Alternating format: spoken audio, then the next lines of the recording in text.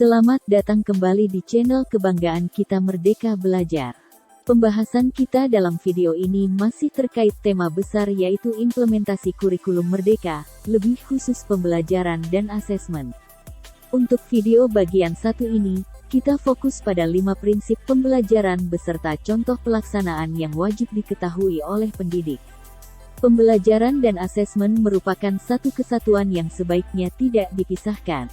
Pendidik dan peserta didik perlu memahami kompetensi yang dituju sehingga keseluruhan proses pembelajaran diupayakan untuk mencapai kompetensi tersebut. Kaitan antara pembelajaran dan asesmen digambarkan dan diilustrasikan melalui ilustrasi berikut. Pembelajaran dapat diawali dengan proses perencanaan asesmen dan perencanaan pembelajaran. Pendidik perlu merancang asesmen yang dilaksanakan pada awal pembelajaran, pada saat pembelajaran, dan pada akhir pembelajaran. Perencanaan asesmen, terutama pada asesmen awal pembelajaran sangat perlu dilakukan karena untuk mengidentifikasi kebutuhan belajar peserta didik, dan hasilnya digunakan untuk merancang pembelajaran yang sesuai dengan tahap capaian peserta didik. Perencanaan pembelajaran meliputi tujuan pembelajaran, langkah-langkah pembelajaran, dan asesmen pembelajaran yang disusun dalam bentuk dokumen yang fleksibel, sederhana, dan kontekstual. Tujuan pembelajaran disusun dari capaian pembelajaran dengan mempertimbangkan kekhasan dan karakteristik satuan pendidikan.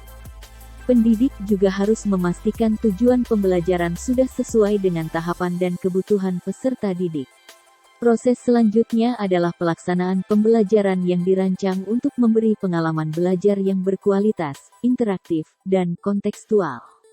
Pada siklus ini, pendidik diharapkan dapat menyelenggarakan pembelajaran yang 1. Interaktif, 2. Inspiratif, 3. Menyenangkan, 4. Menantang, 5. Memotivasi peserta didik untuk berpartisipasi aktif, dan 6. Memberikan ruang yang cukup bagi prakarsa, kreativitas, kemandirian sesuai bakat, minat dan perkembangan fisik, serta psikologis peserta didik, akan dijelaskan lebih lanjut pada bagian video yang lain. Sepanjang proses pembelajaran, pendidik dapat mengadakan asesmen formatif untuk mengetahui sejauh mana tujuan pembelajaran sudah dicapai oleh peserta didik. Tahapan selanjutnya adalah proses asesmen pembelajaran. Asesmen pembelajaran diharapkan dapat mengukur aspek yang seharusnya diukur dan bersifat holistik. Asesmen dapat berupa formatif dan sumatif. Asesmen formatif dapat berupa asesmen pada awal pembelajaran dan asesmen pada saat pembelajaran. Asesmen pada awal pembelajaran digunakan mendukung pembelajaran terdiferensiasi sehingga peserta didik dapat memperoleh pembelajaran sesuai dengan yang mereka butuhkan. Sementara, asesmen formatif pada saat pembelajaran dapat dijadikan sebagai dasar dalam melakukan refleksi terhadap keseluruhan proses belajar yang dapat dijadikan acuan untuk perencanaan pembelajaran dan melakukan revisi apabila diperlukan. Apabila peserta didik dirasa telah mencapai tujuan pembelajaran, maka pendidik dapat meneruskan pada tujuan pembelajaran berikutnya. Namun, apabila tujuan pembelajaran belum tercapai, pendidik perlu melakukan penguatan terlebih dahulu. Selanjutnya, pendidik perlu mengadakan asesmen sumatif untuk memastikan ketercapaian dari keseluruhan tujuan pembelajaran.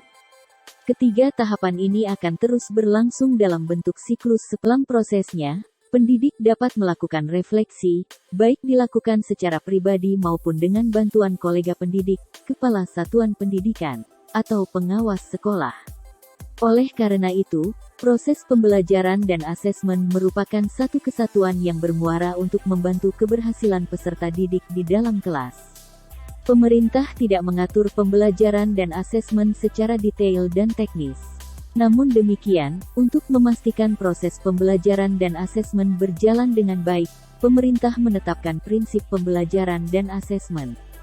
Prinsip pembelajaran dan prinsip asesmen diharapkan dapat memandu pendidik dalam merencanakan dan melaksanakan pembelajaran yang bermakna agar peserta didik lebih kreatif, berpikir kritis, dan inovatif. Ada 5 prinsip pembelajaran beserta contoh pelaksanaan. Prinsip yang pertama adalah pembelajaran dirancang dengan mempertimbangkan tahap perkembangan dan tingkat pencapaian peserta didik saat ini, sesuai dengan kebutuhan belajar, serta mencerminkan karakteristik dan perkembangan peserta didik yang beragam sehingga pembelajaran menjadi bermakna dan menyenangkan. Adapun contoh pelaksanaan prinsip pembelajaran ini adalah 1. Pada awal tahun ajaran, pendidik berusaha mencari tahu kesiapan belajar peserta didik dan pencapaian sebelumnya. Misalnya, melalui dialog dengan peserta didik, sesi diskusi kelompok kecil, tanya jawab, pengisian survei angket, dan/atau metode lainnya yang sesuai. 2. Pendidik merancang atau memilih alur tujuan pembelajaran sesuai dengan tahap perkembangan peserta didik, atau pada tahap awal. Pendidik dapat menggunakan atau mengadaptasi contoh tujuan pembelajaran, alur tujuan pembelajaran dan modul ajar yang disediakan oleh Kemendikbudristek. 3. Pendidik merancang pembelajaran yang menyenangkan agar peserta didik mengalami proses belajar sebagai pengalaman yang menimbulkan emosi positif. Prinsip yang kedua adalah, pembelajaran dirancang dan dilaksanakan untuk membangun kapasitas untuk menjadi pembelajar sepanjang hayat. Adapun contoh pelaksanaan prinsip pembelajaran ini adalah sebagai berikut. 1. Pendidik mendorong peserta didik untuk melakukan refleksi untuk memahami kekuatan diri dan area yang perlu dikembangkan. 2. Pendidik senantiasa memberikan umpan balik langsung yang mendorong kemampuan peserta didik untuk terus belajar dan mengeksplorasi ilmu pengetahuan. 3. Pendidik menggunakan pertanyaan terbuka yang menstimulasi pemikiran yang mendalam. 4.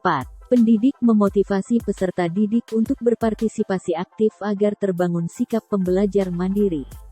5. Pendidik memberikan ruang yang cukup bagi prakarsa, kreativitas, kemandirian sesuai bakat, minat, dan perkembangan fisik, serta psikologis peserta didik. 6. Pendidik memberikan tugas atau pekerjaan rumah ditujukan untuk mendorong pembelajaran yang mandiri dan untuk mengeksplorasi ilmu pengetahuan dengan mempertimbangkan beban belajar peserta didik. 7. Pendidik merancang pembelajaran untuk mendorong peserta didik terus meningkatkan kompetensinya melalui tugas dan aktivitas dengan tingkat kesulitan yang tepat. Selanjutnya, prinsip yang ketiga adalah, proses pembelajaran mendukung perkembangan kompetensi dan karakter peserta didik secara holistik. Adapun contoh pelaksanaan prinsip ini adalah 1. Pendidik menggunakan berbagai metode pembelajaran yang bervariasi dan untuk membantu peserta didik mengembangkan kompetensi, misalnya belajar berbasis inquiry, berbasis proyek, berbasis masalah, dan pembelajaran terdiferensiasi. 2. Pendidik merefleksikan proses dan sikapnya untuk memberi keteladanan dan sumber inspirasi positif bagi peserta didik. 3. Pendidik merujuk pada profil pelajar Pancasila dalam memberikan umpan balik, apresiasi maupun koreksi. Kemudian kita masuk ke prinsip yang keempat, yaitu pembelajaran yang relevan, yaitu pembelajaran yang dirancang sesuai konteks, lingkungan, dan budaya peserta didik, serta melibatkan orang tua dan komunitas sebagai mitra. Adapun contoh pelaksanaan prinsip ini adalah 1. Pendidik menyelenggarakan pembelajaran sesuai kebutuhan dan dikaitkan dengan dunia nyata, lingkungan, dan budaya yang menarik minat peserta didik. 2. Pendidik merancang pembelajaran interaktif untuk memfasilitasi interaksi yang terencana, terstruktur, terpadu, dan produktif antara pendidik dengan peserta didik, sesama peserta didik, serta antara peserta didik dan materi belajar. 3. Pendidik memberdayakan masyarakat sekitar, komunitas, organisasi, ahli dari berbagai profesi sebagai narasumber untuk memperkaya dan mendorong pembelajaran yang relevan. 4. Pendidik melibatkan orang tua dalam proses belajar dengan komunikasi dua arah dan saling memberikan umpan balik. 5. Pada PAUD, pendidik menggunakan pendekatan multibahasa berbasis bahasa ibu juga dapat digunakan, utamanya bagi peserta didik yang tumbuh di komunitas yang menggunakan bahasa lokal. 6. Pada SMK, terdapat pembelajaran melalui praktik kerja lapangan PKL, yang dilaksanakan di dunia kerja atau tempat praktik di lingkungan sekolah yang telah dirancang sesuai dengan standar dunia kerja, menerapkan sistem dan budaya kerja sebagaimana di dunia kerja, dan disupervisi oleh pendidik instruktur yang ditugaskan atau memiliki pengalaman di dunia kerja yang relevan. 7. Pada SMK, pendidik dapat menyelenggarakan pembelajaran melalui praktik-praktik kerja bernuansa industri di lingkungan sekolah melalui model pembelajaran industri Teaching Factory. Prinsip pembelajaran yang kelima adalah pembelajaran berorientasi pada masa depan yang berkelanjutan. Adapun contoh pelaksanaan prinsip pembelajaran ini adalah 1. Pendidik berupaya untuk mengintegrasikan kehidupan keberlanjutan pada berbagai kegiatan pembelajaran dengan mengintegrasikan nilai-nilai dan perilaku yang menunjukkan kepedulian terhadap lingkungan dan masa depan bumi, misalnya menggunakan sumber daya secara bijak, hemat air, listrik, dan lain-lain, mengurangi sampah, dan sebagainya. 2.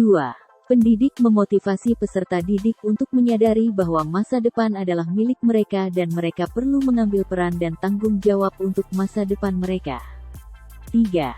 Pendidik melibatkan peserta didik dalam mencari solusi-solusi permasalahan di keseharian yang sesuai dengan tahapan belajarnya. 4. Pendidik memanfaatkan proyek penguatan profil pelajar Pancasila untuk membangun karakter dan kompetensi peserta didik sebagai warga dunia masa depan. Demikian pembahasan 5 prinsip pembelajaran yang wajib diketahui oleh pendidik untuk mengimplementasikan kurikulum merdeka. Pembahasan berikutnya di video bagian kedua adalah 5 prinsip asesmen beserta contoh pelaksanaan prinsip asesmen. Semoga video ini bisa bermanfaat buat teman-teman dalam mempersiapkan kegiatan pembelajaran implementasi kurikulum merdeka.